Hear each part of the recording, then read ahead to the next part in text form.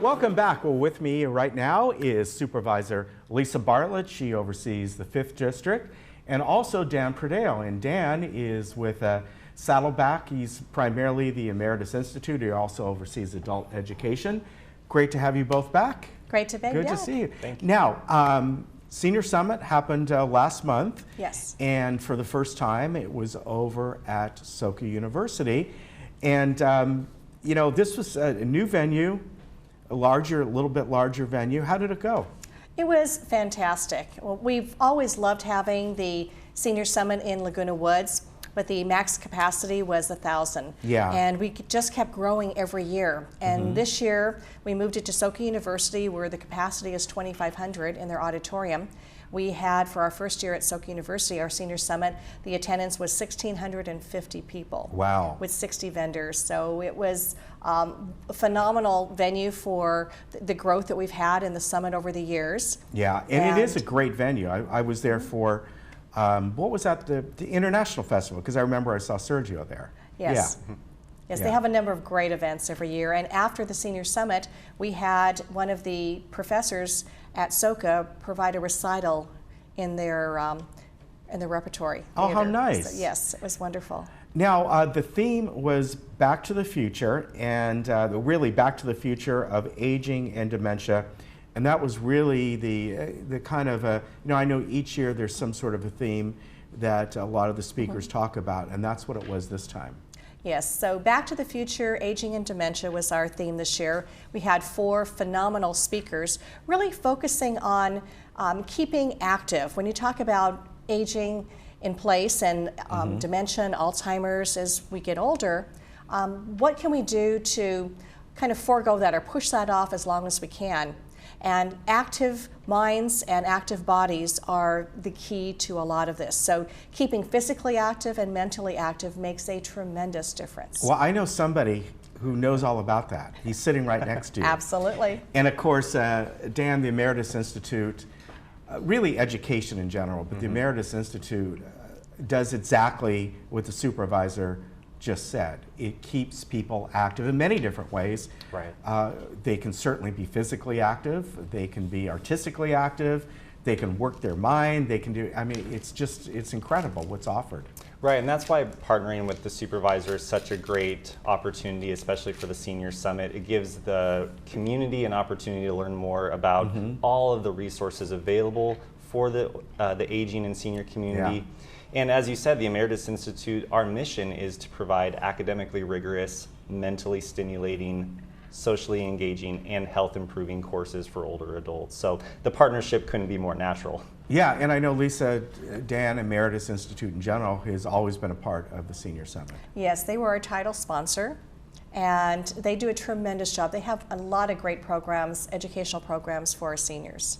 Now, as a county supervisor, and I know obviously this is your district, what does the county do to engage seniors? I know that you know, we have partnered here, meaning our social services department, and with different the Council on Aging and all sorts of things. But there's so many resources that if people know about that the county can help with, right? Yes, they can always contact me and my office in Santa Ana, but we come to the seniors, and that's really important because a lot of seniors want to stay in the community where they live, like Laguna Woods.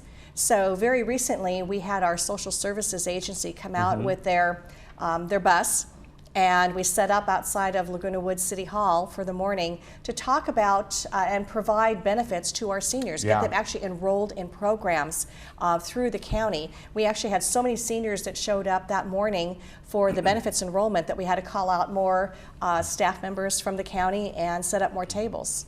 And I see that growing because is that the first time that that's been done? It's the first time that's been done, and we had a great turnout, signed up a lot of seniors for benefits that they didn't even know they were eligible for.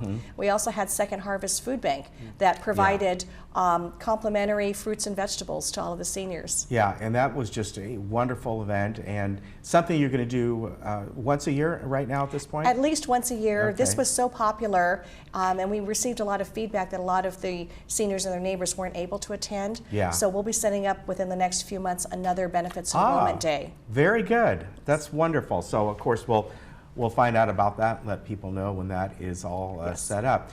So Dan, Meredith Institute, right now we're in the, probably the first month of the summer? Exactly, yeah. Summer is nearing halfway done. We'll finish up in the middle of July. And registration for fall is actually starting this week. Tomorrow. That'll be held at Clubhouse 7 over the next couple days. And then we'll be ongoing as we get closer to the fall term, early August. Every year there's something a little different, something a little new that are offered. Is there any particular classes that you really like, that you really look at and go, wow, this is something that we haven't done before? Sure. So yeah, we have a number of new instructors coming in actually. We had a number of retirees who had been here for 20 plus years or so. So we have a new group of really excited faculty members coming in. I think students are really going to enjoy that. In particular, we have a new wearable arts instructor. Her name's Sandra Johnson. Wearable arts is one of our most popular classes here in the village, and we're so excited to be welcoming her.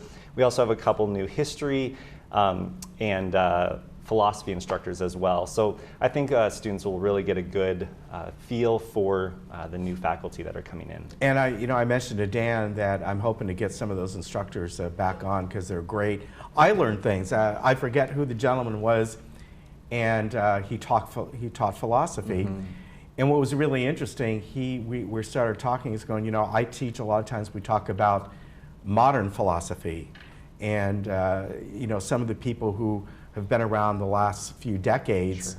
And it's funny, he mentioned like Steve Jobs. He's going, these are kind of like our modern philosophers in a way that maybe people talk about decades from now. But it was really interesting, his take on it. And that's what makes these classes so good, right? Right, it's not just a historical perspective. So much of the classes are based off the lived experiences of the older adult. It's not expert teaching younger student. It is a facilitated near peer-to-peer conversation, which really creates a much stronger community between the students and the student and instructor. Yeah, it's really fantastic. And of course, we get some great people on from the college district in general. I always mention Marcia Miltricker because she is such an advocate of the Emeritus Institute. We're so grateful for Marcia and the board's support for the Emeritus program. It's been around for 43 years now, and we've grown by about 1,000 students now. So we have about 6,100 older adults taking classes throughout the community, and 34% of those 6,100 live here in the village. Yeah, that's fantastic. Lisa, let me get back to you about, you mentioned something, this last event that you had over at the city, and getting out fresh produce for folks and all. And I know that's something that you would like to expand in some ways. Sometimes it's a little hard to do that, but I know you've talked about the importance of seniors being able to get food beyond maybe what they can do for themselves, and that's a thing that you really are passionate about. Yes, it's a matter of making sure that our seniors are happy and healthy, and where they can't get out to get additional products, whether it's bananas or apples or toothbrush or toothpaste. We want to make sure that we come to them, and we have something that's conveniently located within Laguna Woods Village. So that is something I'm working with all the staff members to set up, and stay tuned for information. We'll have something in place probably within the next 6 months or so. Great. And of course, we like to remind the seniors that there is the Meals and Wheels program through the Senior Center, the Florence Sylvester, and Age Well, which is wonderful. But beyond that, their day-to-day needs might be a little bit harder for them to get. Right, and we want to make sure that we're able to supplement. Yeah, very good. So we'll find out more about that as well. Now, Dan, back to you for a moment. Enrollment going to be at Clubhouse 7. People can also go online as well, right? Exactly. So we try to make it as easy as possible for enrollment to occur. We have online registration starting again Wednesday the 18th. That's for new continuing students. And then new student registration, if you've never taken a class, will be starting later next week as well. So we have it both at Clubhouse 7 and online. If there are any questions, we have the instructions listed step by step in our printed catalog as well as on our website. Okay, very good. And like I said, I'm going to hold you to getting some of those instructors. Absolutely. On because it's great, it's fun. They're really neat to have. And any events coming up over the next couple months? You've been busy. When I think of, you had the Pet Expo, and you had the Senior Summit, and you had the enrollment program, you've been quite busy. Our office is extremely busy, but I'm a county supervisor that really wants to provide a lot of great events and activities and benefits to the community at large. I'm very passionate about what I do and pushing services out to our communities. Yeah, well, you're very good at that. You can always sign up for Lisa Bartlett's email, and it comes out usually on Fridays? Every Am I right? Friday. Okay. Yes. And it will give links to the different programs that she's doing, and you put a link to this segment as well. Yes. So I always look forward to that. I always show my daughter, look, and she's like, Dad, I don't care. But anyway, she goes, I see you on TV all the time. But I think it's wonderful that you do that, and thank you very much. Dan, thank you. Always good to see you. You too.